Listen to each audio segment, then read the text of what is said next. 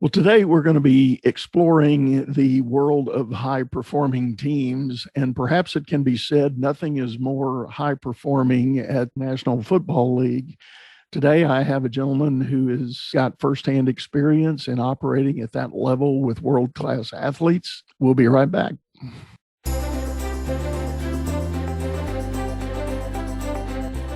You're listening to Leadership Powered by Common Sense with your host, Doug Thorpe. Here's Doug.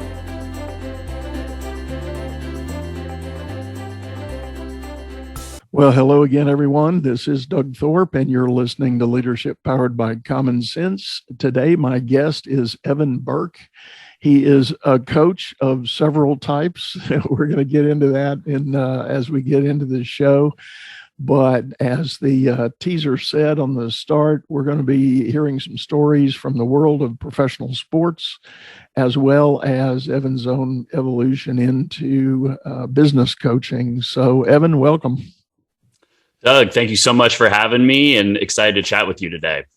Likewise. So let's start with a little bit of the backstory, help everybody understand your journey and those references to that work in the NFL, and bring us up to where you are today. Yeah, certainly. So I think the best way to kind of talk about my career is that I was an NFL and college coach for 12 years. But one of the unique aspects of my career was that I had the ability to go from coaching fourth grade football to the NFL in 6 years. So when I was at college at the University of Colorado, I kind of had an inkling that I wanted to coach, and I wasn't a great athlete in high school. Although I played in high school, I didn't get recruited to play in college. And I kind of started my coaching journey when I was 19, 20 years old, started coaching youth sports teams and progressed to coaching high school at a local high school in Boulder, Colorado, and was able to progress into the college and NFL ranks from there. And obviously a little bit of a unique path, because typically coaches in football are either former players, college or NFL players, or they are sons of NFL coaches, NFL executives, or college coaches. So to be not a former player and to not be the son of a coach or an executive was a little unique. And obviously had the ability and good fortune to work with great people and really just kind of hustle and be persistent on my path. And obviously after that, transitioned into speaking and executive coaching, like you mentioned. Yeah, nice. I guess the thought that's going through my mind, I think a lot of Monday morning quarterbacks have ideas about the play that should have been called or the formation that should have been stood up. But take it beyond that. Where do you think your basic skill set for actually being out there on the field as a coach, where do you think that came from? Well, I think it started with just a love for sport, and just like a lot of young men and women, when I was younger, I played all different types of sports: soccer, baseball, basketball. When I was in high school, I played football and I was a wrestler.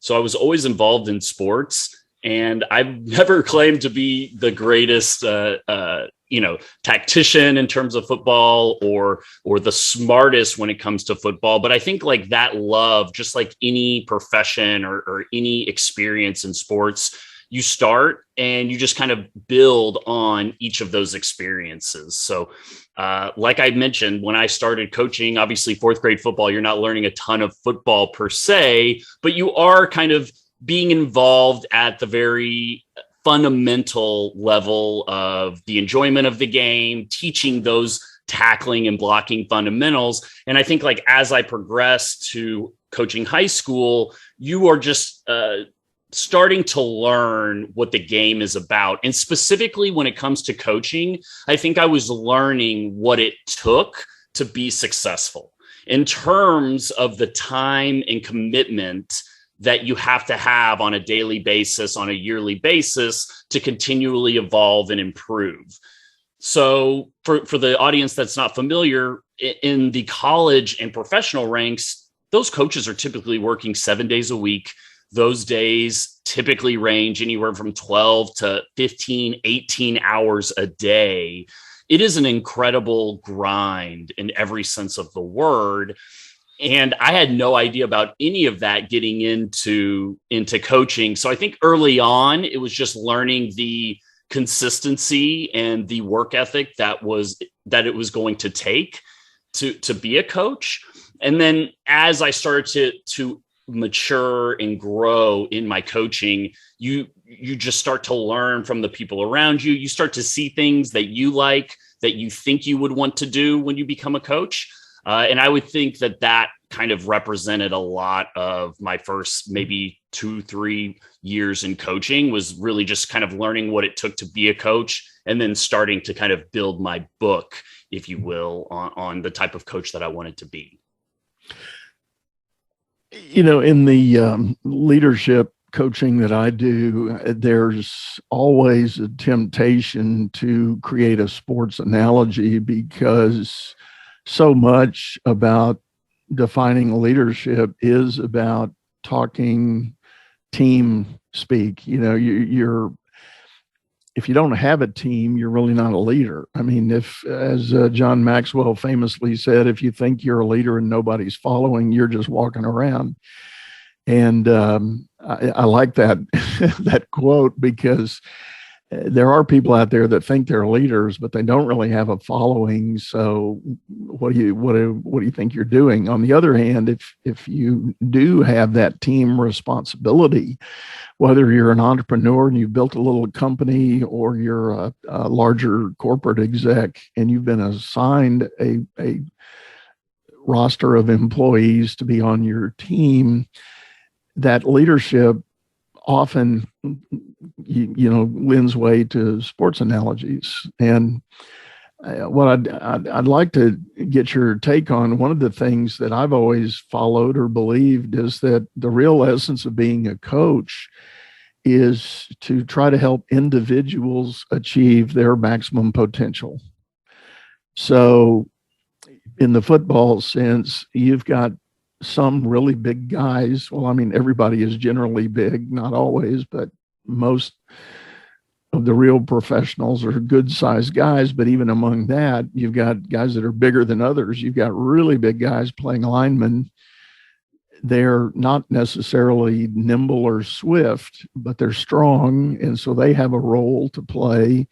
And there's an opportunity to maximize that skill. And then you've got the so-called skilled players, quarterback, receivers, running back, et cetera, the guys that are touching the ball.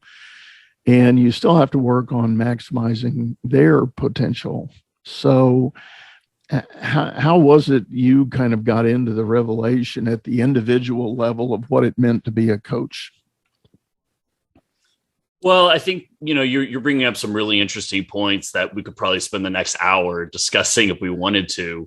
But one of the things that kind of I was thinking about as you were asking that question is one of the interesting aspects of being a leader, and particularly a coach on a team, and on a sports team, is that you have all of these high performers, especially at the college and pro level, and obviously incredibly talented in their particular position. But to have success as a team, you need to get everybody to accept their role and buy into the team concept.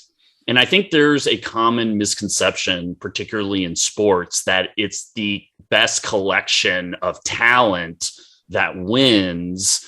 And I thought through my entire career that was never the case. And I saw it in the teams that I was on that were talented, but never quite reached that potential.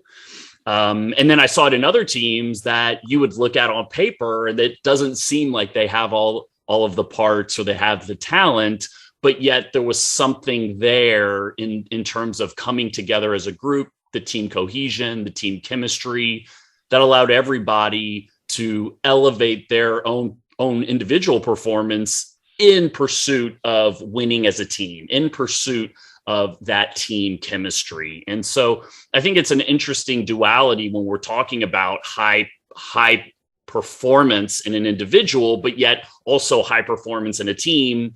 And, we're sitting here, it's late April, so the NBA playoffs are going on. And there was a team bounce last night, the Brooklyn Nets. They have two of the best individual talents in the NBA. And yet they couldn't even win a playoff game. And they played Boston. Boston does have talented players, but Boston is a better team. The Nets have two of the best individual players, but when we're talking about a team sport or a business, it's not about what an individual can do. It's what an individual can do for the team. And I think that's something that a lot of sports coaches get wrong. And I saw continuously in my career was this kind of neglect for the character aspect of what it takes to win individually and as a team, and really just understanding that winning has a little bit to do with talent, but it's not all about talent. I think that's a great point, and I certainly didn't mean to skew the question the way I stood it up, so I apologize for all good confusion there. But I like what you said, the fact that there are a lot of coaches that don't get that totality of the team working well. As you were saying that, I was reminded of a documentary I saw on Bill Belichick. Some might argue the best modern day professional football coach, and the way he takes players that are, some have rejected and cut from their teams, but he puts them on his roster because he sees a role that they can play in the bigger picture. He sees that perfectly cut puzzle piece to go in and finish the puzzle. And even though their stats may not have been what they once were, he knows they've got some innate talent for that role. And he's become a master of that sort of plug and play strategy for building a team. The other element I heard in that was players talking about Belichick making it crystal clear what his expectation was for their contribution. And it wasn't just their personal effort.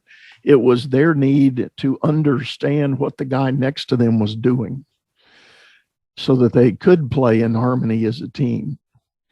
And if I knew what I was supposed to do in my position, and when the ball was snapped, if I had to take 3 steps back, I better know which direction the guys on my left and right are moving so that I don't get in their way and they don't get in mine. And we do that in a well-orchestrated movement. But to be able to do that, you have to know what they're doing as well. So you have to study their role, not just your role. Yeah, I'm a huge Bill Belichick fan, and we can spend the rest of our time talking about this for sure. And you're right. He's one of the best when it comes to bringing everybody together. And the last thing I'll say on that is he's really great at ignoring the unimportance. In other words, a lot of people look at certain positions and they think, oh, well, this person has to be fast, or they have to run this fast or this speed. And really what it takes to be successful in that position has very little to do with speed. Yes, you need a baseline speed or a baseline ability, but the actual thing that he needs in that role is not specific to what a lot of people look at typically in those positions. So I'm talking about wide receiver, and what makes a great wide receiver has very little to do with speed. It has more to do with their ability to catch, their ability to separate from defenders in very small areas, their release off the ball, all of these little things that aren't very glamorous to look at. But like you said, he does a great job of saying, I just need this person to do these 3 things. I don't need them to be the fastest person on the field. I don't need them to be the best looking in their uniform. That doesn't matter. I need them to be able to do these 3 things. And he's really great at defining those expectations and then finding players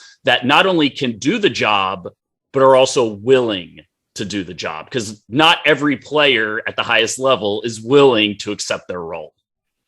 So it does speak to the notion of creating a culture.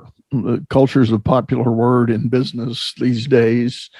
Companies are finding that, because of the pandemic, employees are rethinking the value of the kind of culture they're part of. And so companies are having to rapidly rethink their cultures.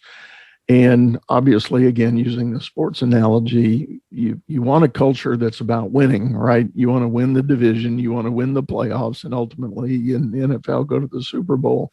Talk to me a little bit about that notion of, as a coach, how do you start crafting that culture and get the buy-in of everybody in the organization? That's a great question. I think that to start with, there needs to be alignment. I think a lot of times we use words like culture and vision in business and in sports. And quite honestly, I think those words lose meaning because we love to point at our vision, which is these words on a wall. And particularly for sports teams, young 20-year-olds don't care about words on a wall. It means absolutely nothing.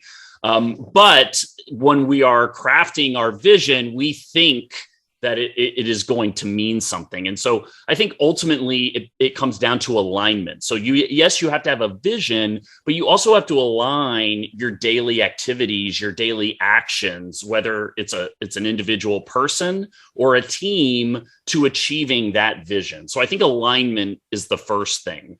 And I think the second thing that I think about is the actual people that you bring into your organization to start building that culture. So as a leader, you have to have an idea for what you want your team to look like. Okay, yes, we want to have a winning team, but like, how are you going to win? That's where the alignment comes in. And then once you decide how you are going to win, you need to decide how you are going to find the people that are going to allow you to win the way that you envision. A lot of people think of it as like, okay, let me go collect the best talent I can and then fit them into certain roles. Yes, you need talent. And yes, like the opportunity to get certain talent at certain costs makes sense. And maybe you just make it work. But the very best teams, you mentioned Bill Belichick is only getting that type of talent if they align with the vision in the way that he views the team. So I think culture is very overused. And the book that I recently wrote, which is about how to find the intangibles or unseen character traits in people, it's really a book about culture. But I wanted to write a book about culture and not use the word culture. So ultimately, what I kind of had theorized and kind of seen in my experiences was the best teams have an idea for what they want their culture to look like, but then they align their talent acquisition process to go find those people, because ultimately your people become your culture. Words on a wall do not become your culture. The actual behaviors and actions of your people are what your culture is, regardless of what you talk about in your team meetings. I like that keyword alignment. I think that's a great statement of the challenge as a leader, that you do have to get alignment. Jim Collins, in his book Good to Great, introduced us to the concept of getting the right people on the bus. And I did an interview recently with a gentleman who used the phrase, the peeps in your Jeep. And finding those people that do align with what it is you've set out to achieve, I think that makes a lot of sense. And it really gets into the moment by moment aspects of being a leader. Like you said, it's one thing to put the vision statement up on the wall or print some fancy binders with all the documentation on it. But until a leader can actually effectively communicate what it means to be that to every person that's in the room, you're not going to achieve that success. Yeah. And, my background obviously comes from football coaching. And I was fortunate. I coached in the NFL at the Miami Dolphins, in college at schools like UCLA and SMU. And one of the interesting things when I was at SMU was kind of in this lull where for 25 plus years, they had not had a winning season. They had this death penalty, this NCAA death penalty in the mid 80s, and they had not had a semblance not only of winning, but of any type of significance for the school and for that football program in particular. And I was there during this time where we were kind of still in the midst of that losing lull that SMU was experiencing. And I can remember being in a staff meeting when June Jones had first been hired as the head coach in 2007. And we had lost a lot of close games, like one score games, and we had lost at the very end of the game. And we were having a meeting about recruiting and the type of guys we were going to bring in. And one of the older coaches on the staff stopped a staff meeting that we were, going back and forth on the certain talent of players. And he was like, we need to find competitive players. We need to go to the winning programs in the state of Texas. We need to find the players that understand what it takes to win and that are competitive. And then once we start getting those guys in the program, then we can go get the 6'6", 300-pound linemen. But right now, we're not going to get those guys, and it doesn't matter because we need to get guys that know how to win. And probably a year later from that staff meeting, we had totally flipped the entire program. And it wasn't just because of just getting those competitive players, but I think that was a small piece in terms of aligning to the vision of what we wanted to create. So I just believe strongly that you have to have an idea, not only for the type of team that you want to have, but then you have to follow through and say, okay, well, if competitive guys are what we're lacking, then we need to go find that and trust in that vision, even if it takes a year to see any type of progress or success. I think that's a great lesson there, and a very good example of leadership taking the stance of what it will take to make a turnaround and reshape the destiny of the organization. So I think that's powerful. And I tell you what, Evan, we're going to need to take a break here. I think that's a good place to stop it. We'll talk about that alignment of a vision, and we'll explore that in further detail when we come back after this break. Business is all about solving complex problems as fast as you can create them. Become the best problem solver by leading others to greatness too. And the first step is going to DougThorpe.com. Doug Thorpe is known globally for coaching entrepreneurs and business leaders, improving their performance and the work output of everyone surrounding them. You can find health, wealth, and happiness by learning to lead others to health, wealth, and happiness. Go to DougThorpe.com now and order Doug's books or hire him to coach your managers. That's DougThorpe.com.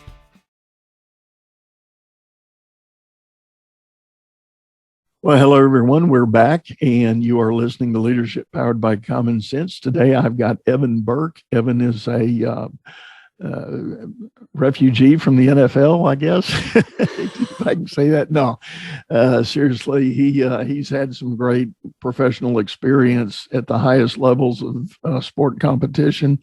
When we went into the break, we were talking about his experience being on the staff at SMU when June Jones was hired as a head coach and came in. So, Evan, tell us a little more of that story, how the turnaround that June directed, how did that take shape, and what were some of the outcomes in the early years? So to start with, in 2007, SMU finished 1-11. That coaching staff was fired. That was actually my second season at SMU. I was a young coach. I was maybe 23, 24 years old. So it was my first experience coaching in college. And in early 2008, June Jones was hired as the head coach there. I was fortunate to stay on and work with that coaching staff for 2 years. And it was probably that 2008 season was probably one of the most pivotal years of my coaching career. Actually, I have no problem in saying that was the most pivotal year of my coaching career, because that's where I got the chance to firsthand see how NFL coaches ran an organization, and in particular, be introduced to a gentleman by the name of Frank Gann Sr., who was a longtime NFL special teams coach. And he came out of retirement to work with the SMU football team during this time. And so Frank Gann Sr. was a former NFL head coach. June Jones, obviously a former NFL head coach, and they brought a lot of NFL assistants. So they really brought a very different view of what I had seen previous in my career. Obviously, I was still a young coach. And the things that I took away from that time is still things that I use in my coaching today about how do you build a culture? What does real leadership look like? What really matters when we're talking about turning around a losing culture? So in 2007, like I mentioned, we were 1-11, and coming into that next season, obviously we had a mad scramble to get some recruits into the school before the February signing day. And we just happened to sign a lot of players that ended up playing in the NFL, but players that were not highly recruited, players that you wouldn't look at and say, oh, yes, well, this guy is certainly has a future in the NFL. Honestly, a lot of the guys that made it to the NFL, you probably would not look at as a Division I school or Division I coach and think that they had the skills necessary to make it to the NFL. And what I started to see in those experiences is that what it takes to be successful at the highest level has very little to do with talent and has everything to do with the character of the person, the character of the team. And this is not to say that talent isn't important. You need to be able to run fast or hit hard or, make the right reads as a quarterback. Like there's certain skills you have to have in whatever industry you're competing in. But outside of that, everybody that's at the Division I college level, that's at the NFL level, everybody's talented. Everybody's super big. Everybody's super fast. So what separates the Tom Brady's, who is not physically intimidating, who is not physically gifted, from everybody else? And what you start to see is it's this intense desire to be great. It is this mindset where regardless of the circumstance, whether you're winning or you're losing, you're always coming at a problem or the game, competition the same way. You have the ability to learn from both your wins and your failures. And then they also have this ability to put the team first. And these were the things that I saw evidenced at SMU by June Jones and Frank Gann Sr. And the way that they built that team to, after going 1-11, coming in, putting that foundation in place that eventually led to the success of SMU. And the head fake here is that in that first year of the June Jones era, when everything was being set up for this greatness that was ahead of us, we went 1-11 again. So back to back 1-11 years for that program that had not had any winning in 25, 30 years. And as I was alluding to during before the break, it wasn't until that 2009 season when everything really came together and we started to see the success for everything, all of the seeds we had planted in the previous year.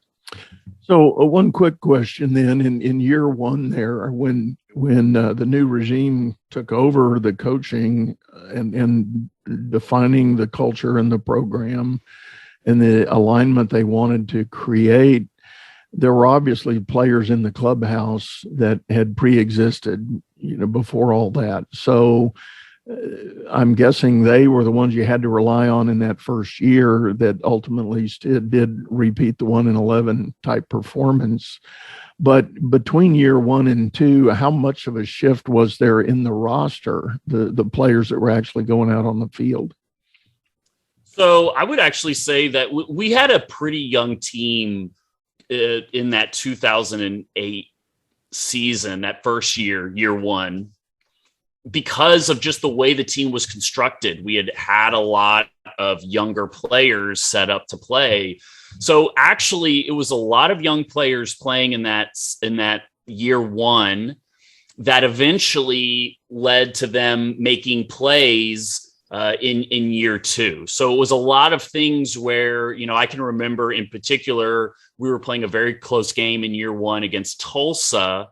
And at the very end of the game, we had talked about it all week. Okay, when they're in third and short, they're going to go man coverage. They're going to go zero blitz. So there's going to be nobody in the back end of the defense. And we're going to run this play in this zone of the field. And like the exact way that we had set it up happened in the game. And we had a freshman quarterback throwing to a freshman wide receiver. That freshman wide receiver was Cole Beasley. And for any NFL fans that are listening, Cole Beasley is still playing in the NFL. He's played for, 10 plus years. I think he's in his 11th or 12th year in the league. And we threw the ball to him, perfectly drawn up, perfect throw. And he just happened to drop the ball in the end zone. And we ended up losing that game by 5 points, right? So that's year one. Freshman quarterback going to a freshman wide receiver. But in year two, we were making those plays. Right. And again, kind of what I was saying before was we weren't looking at it as like, oh, here we go again. Yes, there was some of that we were still combating in that year one. But I think like the improvement and understanding that we weren't going to change regardless of what the results were was really key in setting up the success that we saw in year two. Because I can remember even watching film in that game after we lost that year one game where Cole had dropped this for sure touchdown pass in the end zone. I remember sitting in the film room and coach saying, "Hey, Cole, you're going to catch a lot of touchdowns for us over the next 4 years, right? Like this is not going to be the last time you're going to get a ball like this. So let's do what we do every day in practice. We catch 100 balls every day, just like this. And we're gonna keep coming to you. We're not going to go away from you just because you dropped this ball in the critical moment of this one game." And it was almost like Coach Jones allowed that to be a jumping off point or like a setup rather than letting it become a setback. And that was one of the really big things that I noticed about my time, especially going from year one to the success we had in year two. I think that's huge. And I think it's a cautionary tale for leaders that are promoted or moved into a role with a new business unit at a larger company. The really big companies intentionally move leaders around to get the broader experience of what the business is about. And I think there's a temptation to land in that new job, look at the historic performance of the business unit and say to yourself, well, I got to change this roster. These guys aren't getting it. They're not going to perform. So I need to dive in and change that roster. And I think using your story there and my thinking is your version of the story is more reality than being able to do a wholesale changeover of personnel. And I know there are stories of NFL coaches that have tried to do that, just pretty much gut the roster. And they talk about rebuilding years. Well, I think there's a lot to be said for work with what you've got and see the potential in them individually and them as a team. And that's where you work the alignment angle to try to get everybody that's in the room aligned with what it is you want to accomplish.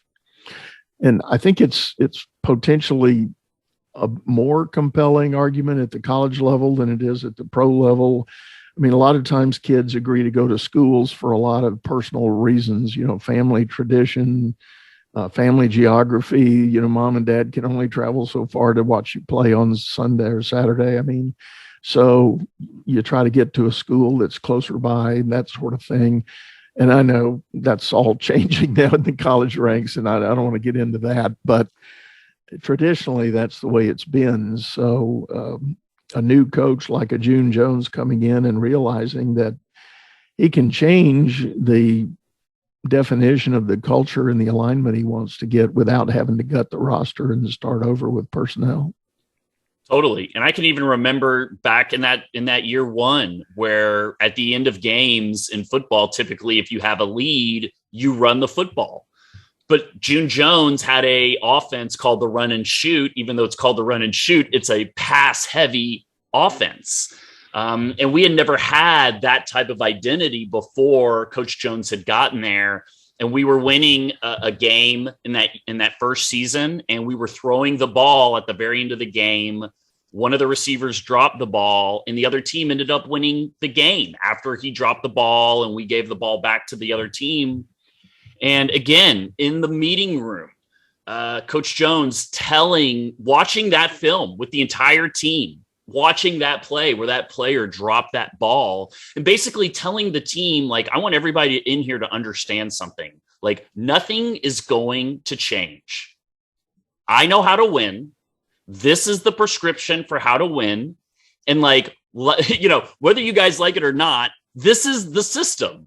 We are a pass first system. And like, when we have leads at the end of the game, get ready, because we're going to throw the ball. We're not going to do things the way other people think we should. This is the system.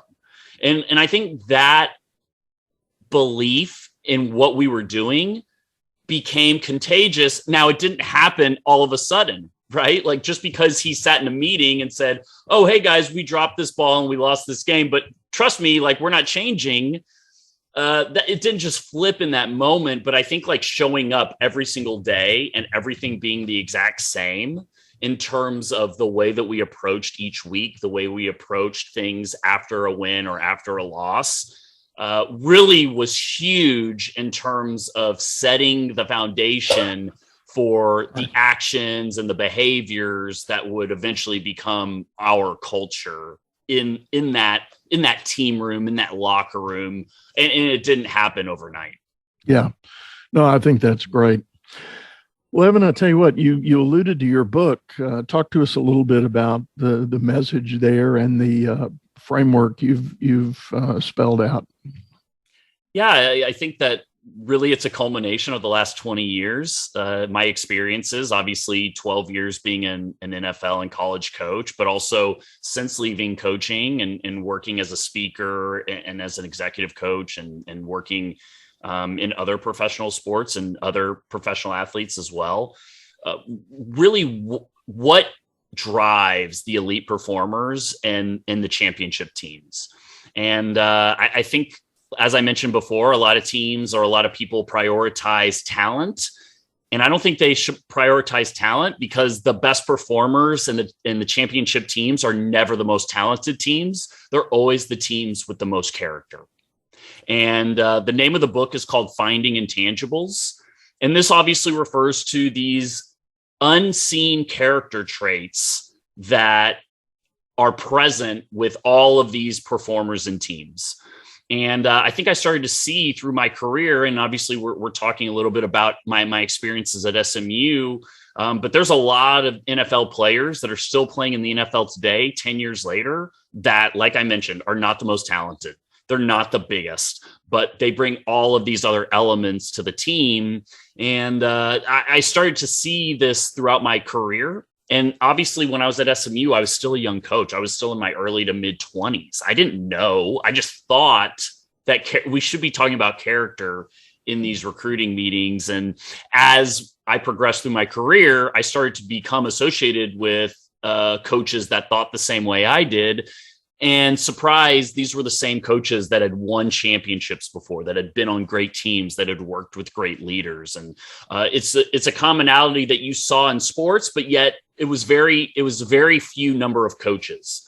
So of the 150, 200 coaches that I worked with, I maybe worked with 5 that I felt knew what they were doing in terms of evaluating the talent, but then also evaluating the character.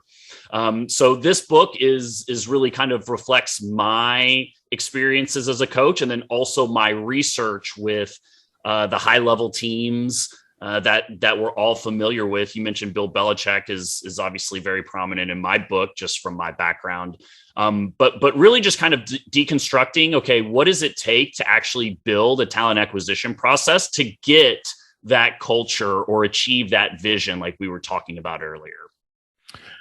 I think that is so incredibly huge. And as you were describing that, I was thinking at the college level about some of the coaches that have become repeat performers in the big playoffs. Obviously you got Nick Saban, Kirby Smart at Georgia, Dabo Swinney at Clemson, and then there's others on the periphery that keep pinging around out there. But when you hear those guys talk, it is usually not long into a press conference before they bring up that idea about integrity and character and the substance of a man, so to speak. And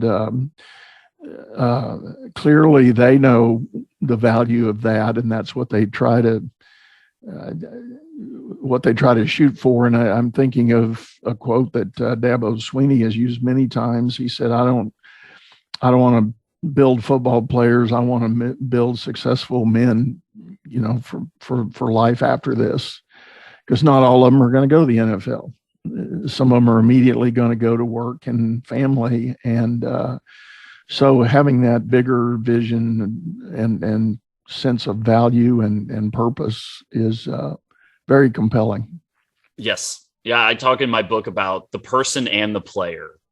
And you just said it. I mean, the really great coaches, the Dabo Sweeneys, the Bill Belichick's, the Greg Popovich's, the Nick Sabans, they all are looking for the exact same thing in players. Well, why doesn't everybody do this? I figured it out.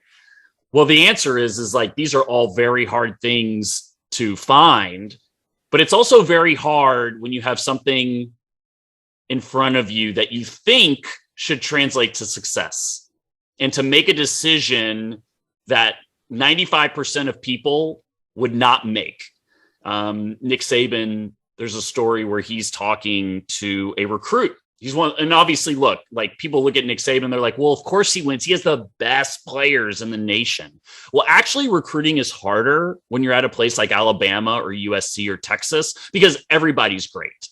And this is the whole point of my book. Like, if Texas picks 25 players on their board, whoever the 100 or 150 players are that are on the University of Texas's board, they're the best 150 players in the nation. So like, finding the best 150 players in the nation isn't the hard part. Judging talent is easy. What you need to find is the player that once they sign that scholarship offer, once they sign that first contract, they have the mentality that says, okay, now I can get to work. Now is when I need to like make do on all of this talent that I have and really put in that time and effort. And Nick Saban tells a story where they were recruiting one of the top players in the nation. He's a big defensive lineman and he was overweight. And the recruiting coach had told him, hey, you're overweight. Coach Saban's going to want you to lose some weight. He comes on his visit with his parents. Like the whole visit, hey, yeah, like everything looks great. You just need to lose about 40 pounds. Like goes and sees the strength coach. Yeah, man, we're really excited to have you. We just need to like get you to lose 40 pounds. And then at the end of the visit, he and his parents go in to meet with Nick Saban and they go, hey, thanks for coming, guys. We're really excited. Hey, what do you think you need to do to become a great player? And the player said, oh, I don't know. I just think, showing up and being in your program, coach, is going to, and like, he didn't get it. Like, he didn't understand that everybody's telling him he needs to lose weight. And he still didn't understand that, like, he wasn't a finished product. And so, like, that's very hard when it's the number 2 defensive lineman in the nation to like sit there and say, yeah, we're not recruiting this guy, which Nick Saban did. They said, okay, we're going to move on to somebody else, because ultimately you want the person that's going to be there. Like Ben Simmons for the Brooklyn Nets is one of the best players on the planet at playing basketball, but he's not there. He's quit on every team he's been on. And so like to look at a player like Ben Simmons or this number 2 defensive lineman in the nation and say, you know what? This person does not have the character traits that are needed to succeed in this highly competitive environment. And I, as a leader, am not going to bring that onto my team. Like, I sit in front of my team every day and I talk about how important work ethic is, how important it is to put the team first in everything we do. If you go get Ben Simmons, every player that you bring into your team or bring into your locker room tells the rest of your team what you're really about. And so if you sit there and you talk about how important all these things are, and you point to these words on the wall, and then you go get Ben Simmons, who, and I don't know Ben Simmons. I don't know a whole lot about that situation. All I know is that he's one of the best players in the world, and he just sat on an entire NBA season, which is ludicrous because a coach called him out after a playoff game. That is not indicative of your culture. So we talked about alignment earlier, and that can sometimes be a very vague term. But like, what I mean is, like, if you're going to stand in front of your team and you're going to say putting the team first and having a great work ethic and showing up here every day and giving maximum effort are the most important things and what we stand for in this room, you cannot bring in somebody that doesn't align with those values. And you see it all the time in sports. Well, let's just get the most talented guys in here and we'll figure it out later. Well, the most talented basketball team just got bounced out of the playoffs and they didn't even win a game. So I've just seen this time and time again, and it's very hard when those players are standing in front of you or sitting in front of you for the taking. But that's where the discipline comes in from the leader, where you have to say, no, this person does not fit our culture, and our culture matters more than anything. And so I hate using the word culture, but in this sense, like, you need to define the values that you want your culture to be, and then you need to go get the people that are going to reflect those values. Yeah. The only thing I'll add to that is folks I've had as clients in the past at the executive level, we talk a lot about creating your own personal vision of what it is you want you and your team to accomplish.